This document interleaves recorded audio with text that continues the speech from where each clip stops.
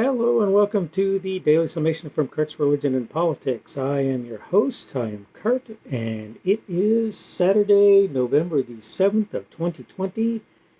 Welcome aboard if you're joining me on YouTube, on Rumble, or on the podcast. Today I wanted to take a moment to talk about a blog post that yet again I haven't had the chance to write yet, so it's upcoming. But it will be on winning and losing. And I wanted to kind of discuss the idea of where things have gone, particularly in the modern day, where the idea of winning and losing is concerned. I think that we have some major problems in the United States these days with sort of the general tenor of how people deal with one another and with how people do things internal to themselves. And I don't think that this is something that you can fix with a video, so don't get me wrong, I'm not saying that, and I don't think that, and I have no interest, for example, in shaming people into changing how they do things either. What I'm trying to do is get people to think about some things that maybe they're not thinking about quite as well as they ought to be, with an idea not of shaming them, but hopefully with helping them to better understand sort of what they're doing in their little worlds and how they're allowing external influences to affect their lives in ways that they really shouldn't. Okay? You're going to go through life and you're going to deal with situations where you're in competition for things, and that can't be disputed. Nobody can say that's not going to happen. Of course it is. Right?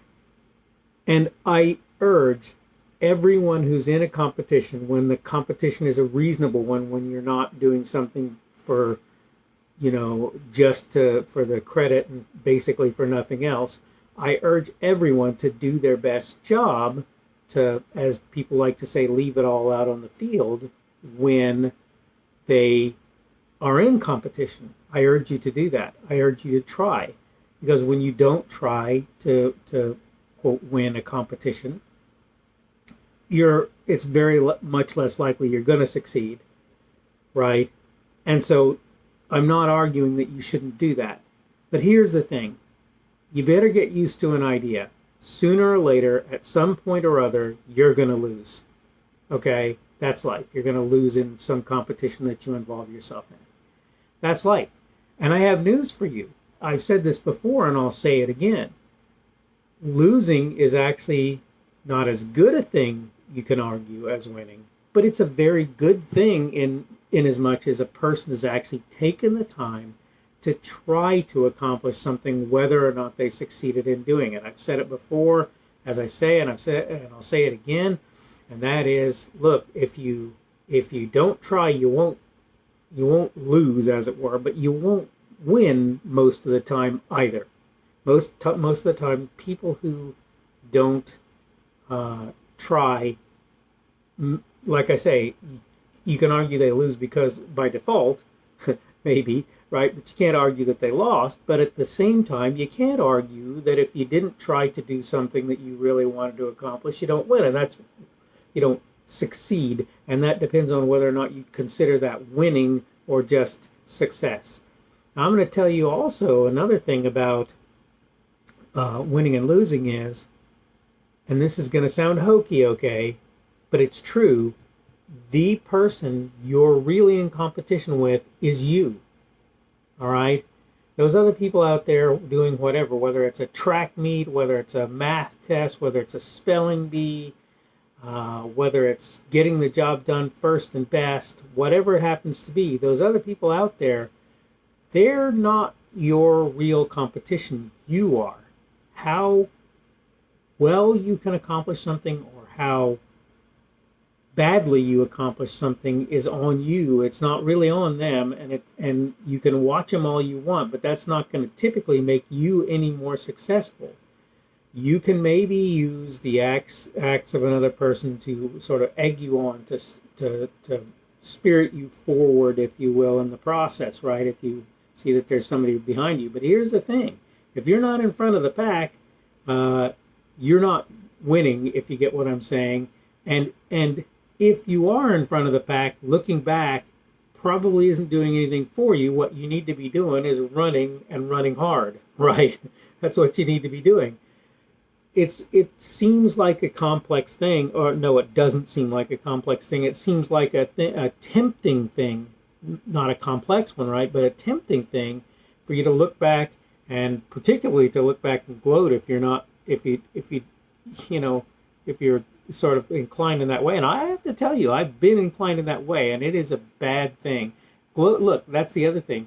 When you win, I hear people say, well, you should be confident about the fact that you won. And I'm not saying that you shouldn't be confident that you won when you did, but I am saying that there's a need for humility, right? I have as I've said many times, an 8-year-old autistic son, and he loses a lot and he throws fits when he does a lot of the time. And I'm sorry that that's true for him, because it's probably hurting him more inside to do that. And I never support him in throwing fits. Look, he's autistic. He's going to melt down about things, but he needs to learn how to deal with his world, and that's just like all the rest of us. The difference is that for most of the rest of us, maybe we have the excuse of autism or maybe we don't, but I tend to believe a lot of people don't, and that the result is that we have really no excuse for acting badly. And like I say, worst of all, forget the excuse. What it's doing to us is a lot worse than behavior that we're excusing, or whatever you want to say there, or that others are excusing on our behalf.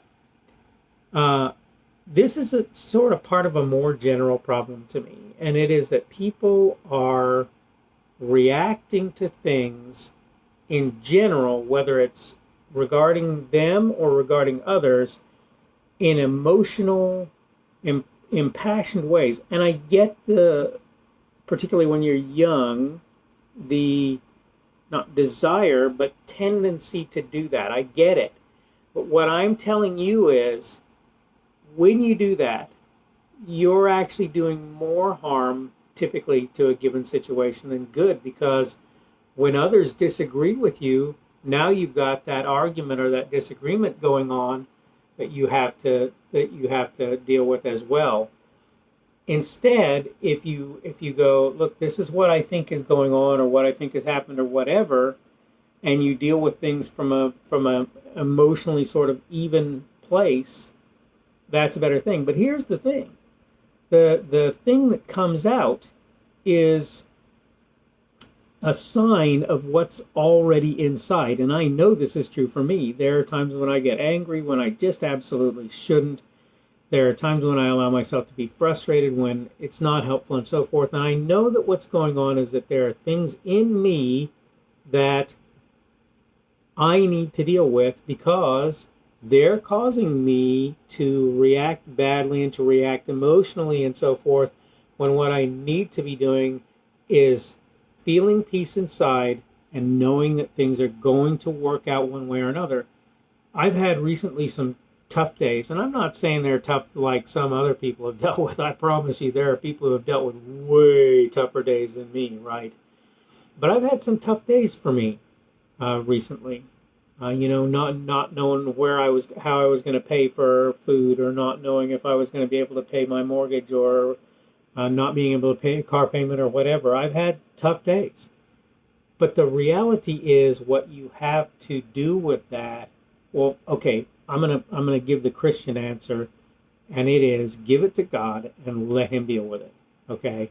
If you're not a Christian, in a sense I can't help you, but in another sense I can.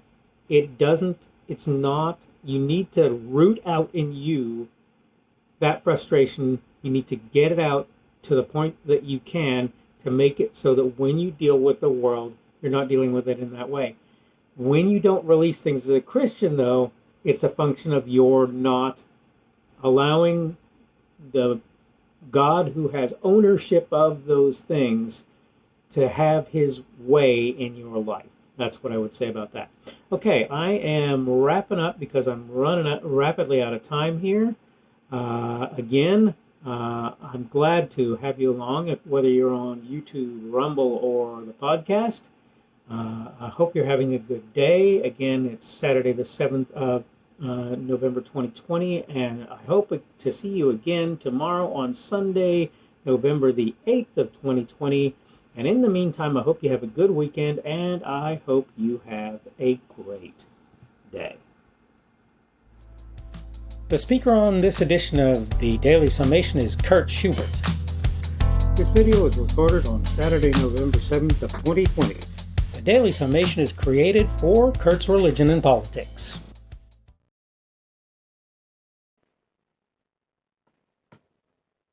Thanks for checking out this video. Remember that you can like it on YouTube and you can give it a rumble on Rumble if you want to do that. I have channels on both YouTube and Rumble. They are the Kurt's Religion and Politics channels. You can subscribe to either one of those if you want to do so. Remember, if you subscribe on YouTube, you probably want to click the notification bell in order to be notified of new content. If you want to see more from me, you can check me out on my blog. That's blogs.kpschubert.com, blogs.kpschubert.com. You can also see my Facebook page. That is Kurt's Religion and Politics on Facebook. You can check out my Twitter, Parler, and Minds.com accounts. My handle on all three of those is at kpschubert. That's at kpschubert. You can check out my podcast. The podcast is at podcasts.kpschubert.com. That's podcast.kpschubert.com. And finally, you can check me out on Patreon. And if you want to support me, that's probably one of the better places that you can do that. I am Kurt's Religion and Politics there. Thanks again for checking out this video, and hopefully we will see you again tomorrow.